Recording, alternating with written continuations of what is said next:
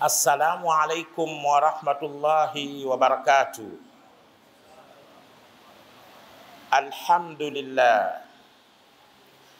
Alhamdulillahi alladhi hadana lihadha wa ma kunna linahtadiya laula an hadana Allah.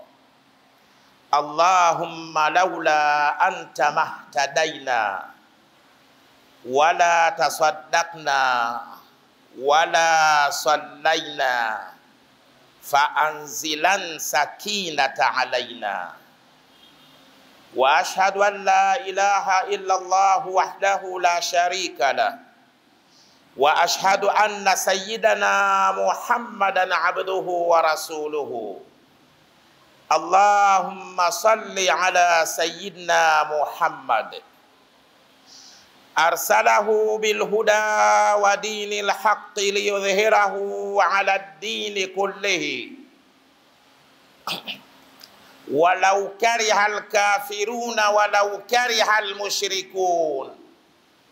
Sallallahu alaihi wa ala alihi wa ashabihi wa nahnu mujtami'una amma ba'di ayyuhal ikhwa. Ndugu Waislamu wapenzi wa Bwana Mtume Muhammad sallallahu alaihi wasallam, baada ya kumshukuru Mwenyezi Mungu Subhanahu wa Ta'ala na kumtakia rehma na amani kiongozi wa umma huu Bwana Mtume wetu Muhammad sallallahu alaihi wasallama, watukufu wa Islam, hatuna budi pia ya kwamba ni lazima tumshukuru Mwenyezi Mungu Subhanahu wa Ta'ala aliyetuwezesha sisi kutoka majumbani mwetu kwa usalama na tukaweza kufika kwa usalama katika hili eneo takatifu kwa ajili ya kuja kutekeleza fardhi ya swala ya magharibi. Tunamuomba Mwenyezi Mungu Subhanahu wa Ta'ala atukubalie swala zetu, na pia tunamuomba Mwenyezi Mungu Subhanahu wa Ta'ala aturejeshe tena majumbani mwetu kwa usalama na atubakishe huko kwa usalama mpaka haki itakapotufikia. Shabaha kubwa ya mkusanyiko wetu huu wa leo si nyingine isipokuwa ni kukumbushana tu. Tunakumbushana katika yale ambayo tunayoyajua na tunayoyafahamu na tuliyokwisha yazoea. Mpaka dakika hii ya sasa, wanadamu katika ulimwengu ndani ya sayari yetu inayoitwa dunia wanapiga makelele, wanasema, wanajiuliza ya kwamba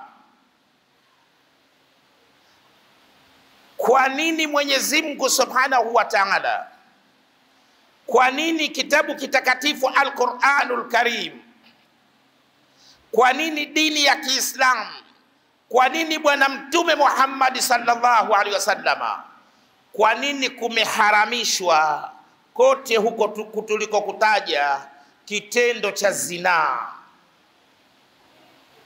Zinaa ni kitendo cha mwanamume kumshawishi mwanamke au mwanamke kumshawishi mwanamume wakatende tendo la jimai la kukutana kimwili bila ya kuoana, kama ilivyofundishwa kwa mujibu wa mafundisho ya dini ya Kiislamu katika kitabu cha Mwenyezi Mungu Subhanahu wa Ta'ala Al-Qur'anul Karim na katika sunna za Bwana Mtume Muhammad sallallahu alaihi wasallam. Kwa nini watu wanajiuliza? Wanajiuliza ni kwa sababu jinsi wanavyokutana kimwili, wanavyojamiiana wale waliokuwa ndani ya ndoa, mfumo unakuwa ni ule ule mmoja tu, na kwa wale waliopo ndani ya zinaa. Sasa hapa ndipo wanapojiuliza nini hikma ya dini ya Kiislamu ya kwamba hawa waliokuwa ndani ya ndoa kwamba wameruhusiwa, na Uislamu unaihesabu ndoa kuwa ni nusu ya dini. nusu nyingine iliyobakia ni wao wenyewe wale wanandoa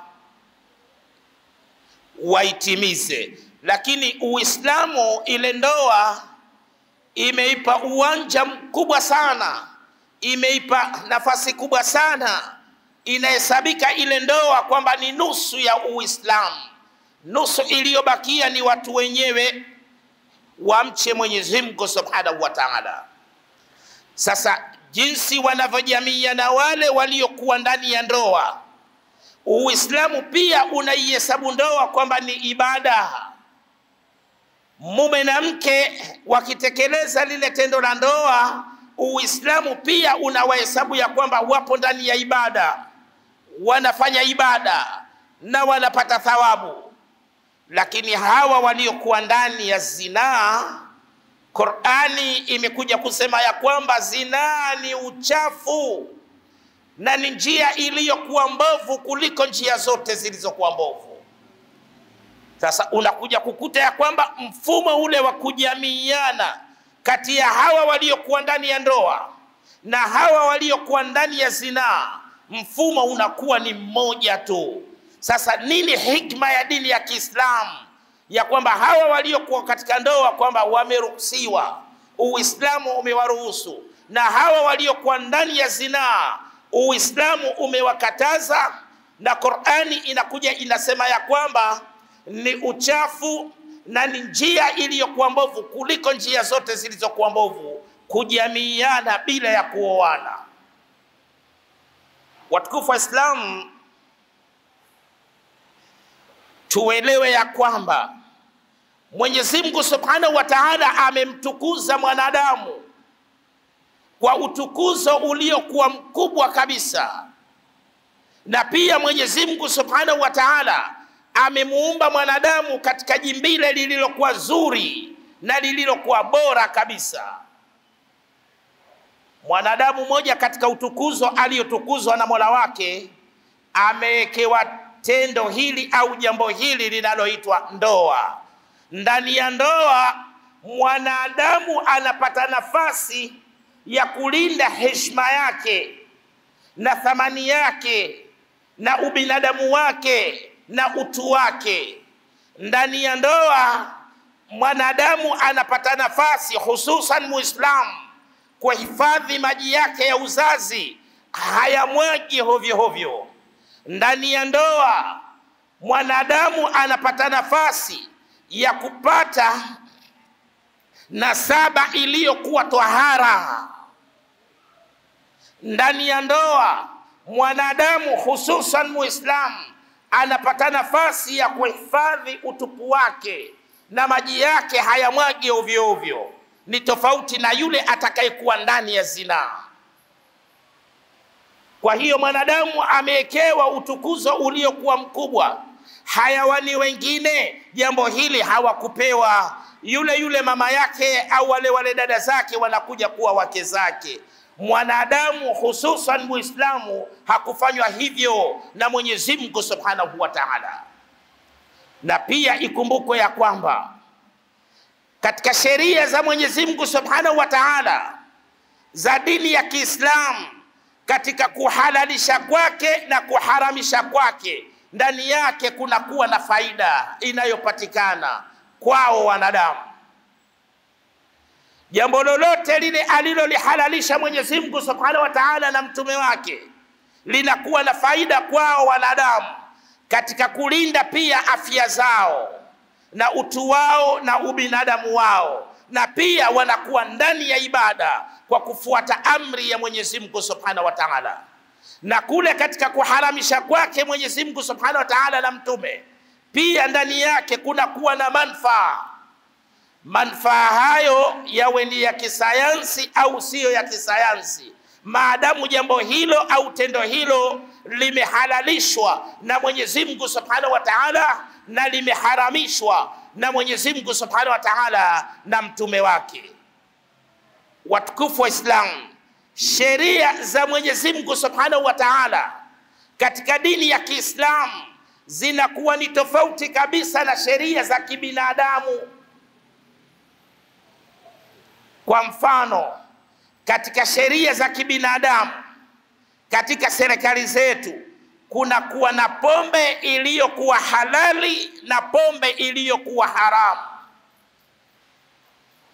Pombe iliyokuwa halali ni ile ambayo mitambo yake imeagizwa kutoka Marekani au Ulaya na imethibitishwa na mkemia mkuu wa serikali, waambiwa ya kwamba pombe hii ni halali. Lakini ile pombe inayotengenezwa kienyeji kama vile gongo, waambiwa ya kwamba pombe hii ni haramu, na ukikamatwa wapelekwa katika vyombo vya dola. Katika sheria ya dini ya Kiislamu zote hizi ni pombe na zote hizi ni haramu. Ndivyo ilivyo pia katika kamari. Kamari kama vile biko, moja beti, tatu mzuka na kadhalika na kadhalika, hizi unaambiwa ni halali kwa sababu wamekata leseni katika kampuni ya bahati nasibu ya taifa na wanalipa kodi serikalini. Lakini kama kamari kama vile karata tatu, unaambiwa kwamba hii ni haramu, na wakikamatwa wanapelekwa katika vyombo vya dola. Katika sheria ya dini ya Kiislamu zote hizi ni kamari na zote hizi ni haramu. Ndivyo ilivyo leo katika zinaa. Leo waambiwa ya kwamba kuna zinaa iliyokuwa halali. Zinaa iliyokuwa halali ndiyo kama ile inayoendeshwa katika makasino, katika night club, wamekata leseni, wanalipa kodi. Hii unaambiwa kwamba ni zinaa iliyokuwa halali. Lakini zinaa iliyokuwa haramu ni kama ile ya wale watu wanaosimama mapembezoni mwa barabara wakauza miili yao. Hii unaambiwa ni zinaa iliyokuwa haramu. Waambiwa pia kuna zinaa iliyokuwa salama, ni kuwa na mpenzi mmoja au ukawa unatumia salama kondom. Waambiwa ya kwamba hii ni zinaa iliyokuwa salama. Waambiwa pia ya kwamba kuna zinaa iliyokuwa zembe, ni ile kuwa na wapenzi wengi na bila kutumia salama kondom. Hii unaambiwa ni zinaa iliyokuwa zembe. Kwa mujibu wa dini ya Kiislamu zote hizi ni zinaa na zote hizi ni haramu. Na Mwenyezi Mungu Subhanahu wa Ta'ala ameeleza ndani ya kitabu chake kitukufu Al-Qur'anul Karim katika sura ya 17 Bani Israila aya ya 32. Mwenyezi Mungu Subhanahu wa Ta'ala akasema, wala takrabu zina innahu kana fahishatan wa saa sabila, na wala musikaribie hiyo zina, hakika hiyo zina ni uchafu na ni njia iliyokuwa mbovu kuliko njia zote zilizokuwa mbovu. Maneno haya yalisemwa na kitabu kitakatifu Al-Qur'anul Karim katika karne ya 7. Karne ya 7 wazungu wanaiita centuries of darkness, ni karne ya giza la kiilmu. Katika karne ya 7 ilikuwa hakuna darubini ya kuona mbali wala karibu iliyokuwa tayari imevumbuliwa. Ilikuwa hakuna ultrasound, hakuna x-ray, hakuna kadha, hakuna kadha. Darubini ya kwanza inavumbuliwa katika dunia katika nchi ya Ufaransa na yule fundi mtengeneza miwani. Qur'ani ilikuwa tayari ina umri wa miaka 1000 na kitu. Qur'ani iliitangulia darubini ya kwanza kwa miaka 1000 na kitu. Na haya yote haya wanayoyasema wagunduzi mbalimbali, madaktari, hawawezi wakasema mpaka kiwepo chombo kinachoitwa darubini. Karne ya 20 na 21 hii inasema kwamba ndiyo karne ya sayansi na teknolojia, ndiyo karne ya maarifa, ndiyo karne ya kiilmu.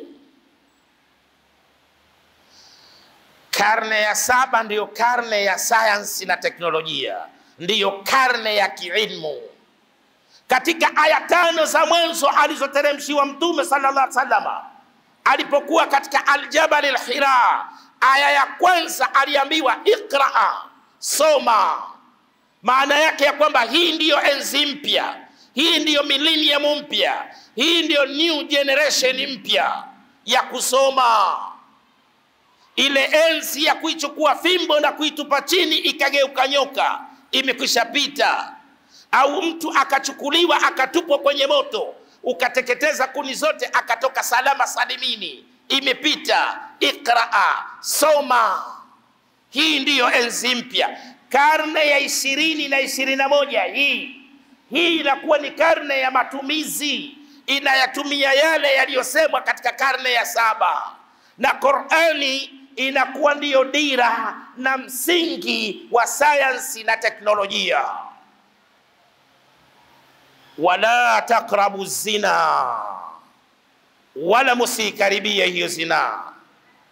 Innahu kana fahishatan, hakika zina ni uchafu. Wasaa sabila, na ni njia iliyokuwa mbovu kuliko njia zote zilizokuwa mbovu. Hapa inabidi sasa itumike darubini. Hatuwezi tukaujua uchafu wa zina mpaka iwepo darubini. Inabidi ichukuliwe ile ndoa na ile zina ziingizwe ndani ya darubini.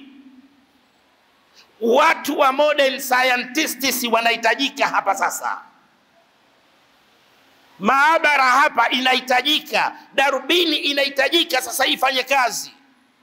Vichukuliwe vitu hivi viingizwe ndani ya darubini, vipimwe, alafu watu waambie wameona nini. Qur'ani inasema kwamba zinaa ni uchafu na ni njia iliyokuwa mbovu kuliko njia zote zilizokuwa mbovu, lakini jinsi wanavyojamiiana hawa waliokuwa ndani ya zinaa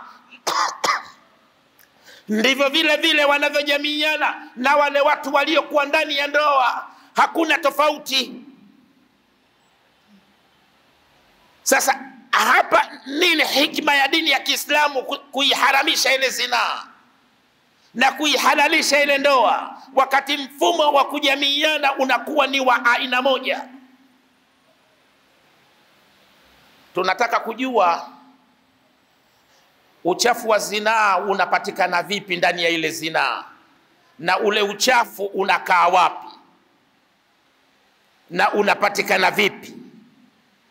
Watukufu wa Islamu, hapa ndipo mahali ambapo utakapokuja kuona ya kwamba Qur'ani ni kitabu cha Mwenyezi Mungu Subhanahu wa Ta'ala, na Uislamu ni mfumo kamili wa maisha.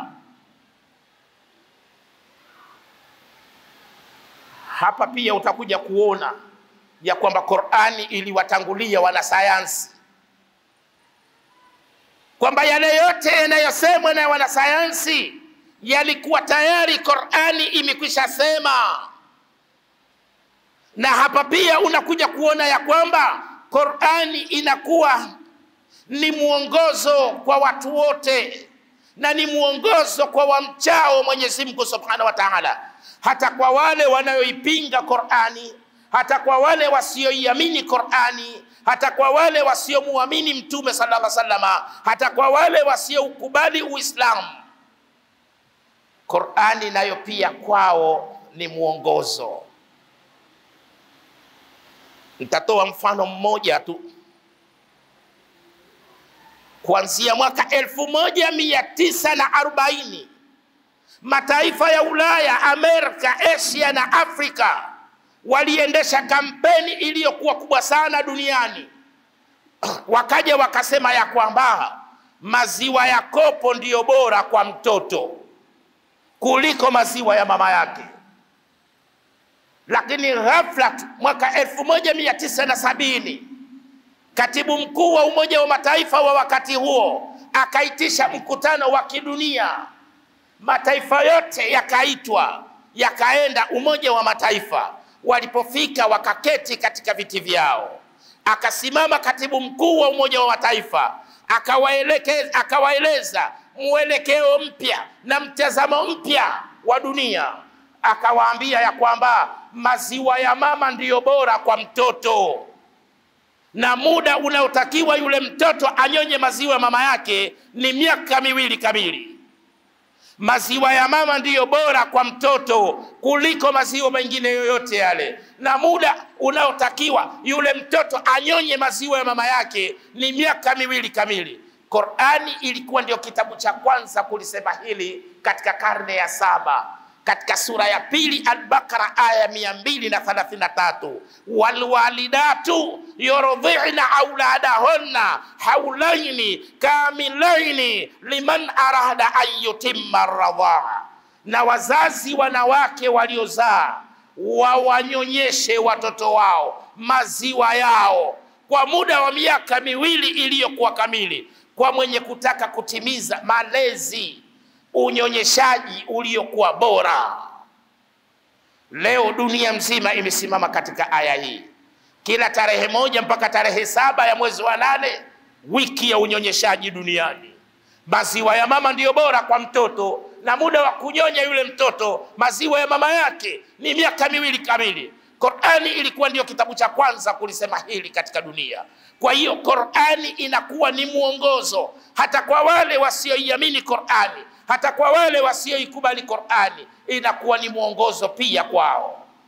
Na hapa pia ndipo mahali ambapo utakapokuja kuona ya kwamba Qur'ani imeutangulia wakati, muda, zama, watu na mahali. Na kitabu hiki kinakuwa ni kitabu cha wakati wote na muda wote na zama zote, mbele ya watu wote na mahali mote, mpaka mwisho wa ulimwengu huu. Watukufu wa Islam, wakati tukiichukua ile zinaa na ile ndoa, tunawakabidhi watu wa modern scientists waingie nayo ndani ya maabara, waipime ile ndoa na ile zinaa, alafu watupe majibu. Hatuna budi ya kwamba wakati tunawasubiri wao, hatuna budi ya kwamba ni lazima tujue mambo manne. Jambo la kwanza ni lazima tufahamu uchafu ni nini. Jambo la pili ni lazima tufahamu maji ya uzazi ya mwanamume yanatoka wapi na yanakwenda wapi na yanakwenda kufanya kazi gani. Jambo la tatu ni lazima tujue maji ya uzazi ya mwanamke yanatoka wapi na yanakwenda wapi na yanakwenda kufanya nini. Jambo la 4, hatuna budi ya kwamba ni lazima tujue ndani ya maji ya uzazi, ndani yake kuna nini. Nini maana ya neno uchafu? Neno uchafu katika maana yake ya kijumla ni kukichukua kitu na kwenda kukiweka mahali ambapo hapastahiki kuwekwa kitu hicho. Hii ndiyo maana ya jumla ya neno uchafu. Kwa mfano, mtu ana viatu vyake vyenye thamani ya shilingi milioni 1, akaingia navyo katika banda la ng'ombe, katika zizi la ng'ombe, akakanyaga vile vinyesi, alafu kisha akavivua vile viatu, akaenda kuviweka katika kitanda kile cha ukambaa ambacho sasa hivi tunakitumia kuoshea maiti, lakini ndivyo vilivyotulea. Godoro lake ni ile safeti imetiwa sufi humo. Kitanda na godoro hata shilingi 100,000 havifiki. Alafu yule mtu akachukua viatu vyake akaviweka juu ya kile kitanda. Akija mtu aliyekuwa mstaarabu ni lazima atauliza, ni nani huyu aliyechukua uchafu wake na kuuweka juu ya kitanda? Hata kama mtu huyu atakuwa anajua ya kwamba kitanda kile thamani yake ni ndogo kuliko viatu, lakini atasema ya kwamba ni nani huyu aliyeuchukua uchafu wake na kuuweka juu ya kitanda. Kwa nini anasema ni uchafu? Ndiyo, ni uchafu. Ni kwa sababu mtu huyu amekwenda kukichukua kitu kukiweka mahali ambapo hapastahiki kuwekwa kitu hicho. Qur'ani imeeleza ya kwamba zinaa ni uchafu, ni kwa sababu yule mwanamume amekwenda kumwaga maji yake ya uzazi mahali ambapo hapastahiki yeye kumwaga maji yake ya uzazi, na yule mwanamke ameyapokea maji ya uzazi ambayo hayastahiki yeye kuyapokea maji yale ya uzazi. Hata kama ile zinaa ikapambwa kwa thamani kubwa namna gani, tukakutane London, tukakutane Parisi, tukakutane Johannesburg, nauli ya ndege na gharama zote za hoteli, bado itakuwa ni zinaa tu, na itakuwa ni uchafu tu, na itakuwa ni njia iliyokuwa mbovu kuliko njia zote zilizokuwa mbovu. Ndiyo maana Qur'ani ikasema ya kwamba zina ni uchafu na ni njia iliyokuwa mbovu kuliko njia zote zilizokuwa mbovu. Maji ya uzazi ya mwanamume na ya mwanamke yanatoka wapi, na yanakwenda wapi, na yanakwenda kukaa mahali gani, na yanafanya kazi gani? Qur'ani peke yake ndiyo iliyoweza kueleza kwa ufasaha jambo hili.